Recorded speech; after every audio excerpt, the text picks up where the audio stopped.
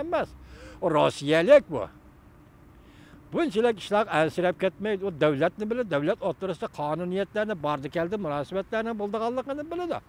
Qozog'istonning Amerikaga kelganligi uchun Vladimir Putin, prezident Vladimir Putin ansirmaydi. Ansiraydigani Beijing, Zhongnanxay. Beijing, Zhongnanxay va Jungo davlatining rahbarlari. Çünkü hazır Cumhur devleti biz ötken sizlerle sözüldük. Tömür yol dağıtıp bütün Orta Asya'yı tömür yollaştırıp, torlaştırıp, küçük Asya'ya hatta Türkiye'ye yetip bakmakçı buluvatıdı. Böyle bir yol bir belvak siyasetten devamı buluvatıdı. Hiyal Orta Asya'nı Şinjan'a koşup, Uyguristan'a, müstemlikisi Uyguristan koşup, bütün Orta Asya'nı müstemlik kılmakçı Xitay. Muşundaq ahvalası da Xitayning siyosati, Xitayning tahdidi muşundaq yetib kelayotganda, O'rta Osiyo qarab kelayotganda prezident Nazarbayevning Amerika Qo'shma Shtatlarini ziyorat qilishi muşundaq ish. Onun kendi yani nima deyildi? Prezident Nazarbayev O'rta Osiyodan kelib, Washingtonni ziyorat qilib bo'lgandan keyin Amerika Qo'shma Shtatlari hukumati yana O'rta Osiyodagi 5 davlatning diplomatiya ministerlerini Amerika'ya çağırıp yığın açıdı dedi. Bu doğru iş. Kollaydıgan iş. Enandakin Ravlov Tashqi ishlar ministri Rossiyaning nima dedi? Ot ne? Otning yalqinini Rossiyaning bosog'isi elib kelmoqchi Amerikada. Bu yerda Rossiya bilan nima ish qilmoqchi Amerika? Qozog'istonda ot yandırıp, yalqin yandırıp nima aloqasi bor? Meyli Amerika ile Rusya'nın münasebet kirikleşsin, meyli rekabetçi desin, meyli hatta Amerika Rusya düşman devletler desin, ben işini ben ki Rusya ile Amerika Qo'shma Shtatlar hükümeti o'ttirdagi meselelerini maslahat bilen, sohbet bilen, diyalog bilen bitirib qilalaydı.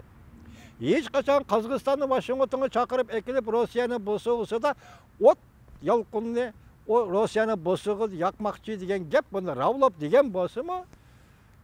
Ben bunu demegenligini ispatlayamayman. Haber yazgıcı şundak depti. Eğer şundak degen hal ettim, bu ot yalqını Rossiyaga münasebet isteyme hürmetlik vatandaşım. Nima ot bu? Nima yalqın? Nima qilmoqchi Amerika Qo'shma Shtatlari? Faqat uning mudofaasiga diqqat qilibdi. Saudiya bilan munosabatni o'rnatishga, kuchaytirishga diqqat qilibdi. Amerika bilan Qozog'istonning munosabatini kuchaytirishga diqqat qilgan ishkan. Yani Nazarbayevni Washingtonga taklif qilish, ana shuningdan dalil berdi ekan. Nima ish xabar yozuvchi bu yerda ot ne? Masalan, ot, yong'in otni Moskvaning bosog'i asl. Nima ot bor? Qozog'istonda hech qanday ot yo'q-ku. Xitoy nimadan cho'chib ketdi? Xabar yozuvchi Xitoy nimadan cho'chyapti? Zhongnanxay nimadan cho'chyapti? Nimadan qo'rqyapti? Biz şu narsani muqimlashtirdik, hurmatli vatandoshim. 8-oyning 21-kuni Amerika Qo'shma Shtatlarining O'rta Osiyo Afg'oniston siyosati. 11-oyning 8-kuni Amerika Qo'shma Shtatlarining Yendi Tinch okean siyosati belgilandi, jakarlandi. Janubiy Osiyo siyosati belgilandi, jakarlandi. Demak, hozirgi munosabatdan aytganda endi bu siyoset jakarlan, shu siyosetning kayni dillab belgilangandan keyin Amerika Qo'shma Shtatlari yana 4000 nafar harbiy askariy qismni Afg'onistonga avatdi. Mesela Xitoyning Afg'onistondagi manfaati Rossiyaning u nima Afg'onistonga Amerika kirgili 10 yil bo'ldi. O çağda Rusya'nın menfaatiga ki oturgu çıkmadı. Hazır tuyuksuz neymiş oturgu çıktı. Bir yerde haber yazgıcı nemin yuşuru vatıdı. Bir yerde ensiravatkan Prezident Vladimir Putin mi ya ki Nazarbayev'nin Prezident Nazarbayev'nin Washington'u ziyaret kılışı da ensiravatkanı zadı ki. Menimce ensiravatkanı Zhongnanxay. Çünkü bir yerde sizlerge malum ki 8 yıl Prezident Obama 8 yıl Orta Asya'nı taşrif etti. 8 yıl Prezident Obama Orta Asya'nı taşrif etkenlik için Prezident Obama'nın 8 yıllık siyasetinde Uygur siyaseti acizlap gitti. Uygur'a köngül bilişme acizlap gitti. Xitay bu 8 yıl muşu fırsattan paydalanıp Uygurlarını bastırdı. Uygurların dehşetlik bastırdı Xitay. Endilikte Amerika Qo'shma Shtatlari Orta Osiyoga kirdiken biz bunu kollaymiz. Bu kudretlik devlet bu. Asli bizning tilimizni qora poyin tilimiz da. Uyg'urlarning tili yoki boshqalardan anlaganimiz shukanki Amerika qayaga borsa demokratiya shu yerga bordi. Amerika armiyasi qayerga yetib kelsa, demokratiya shu yerga yetib keladi. Amerika armiyasi Afg'oniston bir tomdan keyingi, Uyg'urning bir tomdan keyindagi davlat yetib keldi, lekin hozirgacha Uyg'uristonga demokratiya emas, Xitoyning dahshatli bostirishi yetib keldi.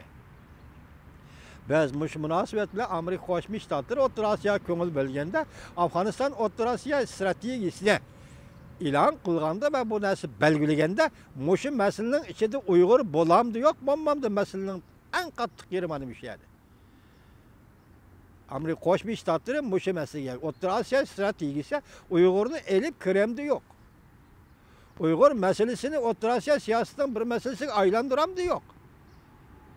Faqat O'rta Osiyoga 5 davlat bilan badikaldi qilib, Uyg'urni tashlab qo'yamdi qandaq. Bizning ansiraydiganimiz mana bu yerda vatandoshlar. Biz Amerika Qo'shma Shtatlariga talab qilamizki, hozir talab qilib kelyapmizki, O'rta Osiyoda Uyg'urlarning masalasi tashlanib qolmasligi kerak. Uyg'urlar masalasi gavdalanishi kerak. Xuddi Afg'onistonga o'xshashli gavdalanishi kerak. Bir tomning o tarafida Afg'oniston, Amerika Qo'shma Shtatlari Afg'onistonga bu darajada ko'ngil bo'ladi. Bir tomning keyinda Uyg'uriston, Amerika Qo'shma Shtatlari nemish ko'ngil bo'lmaydi.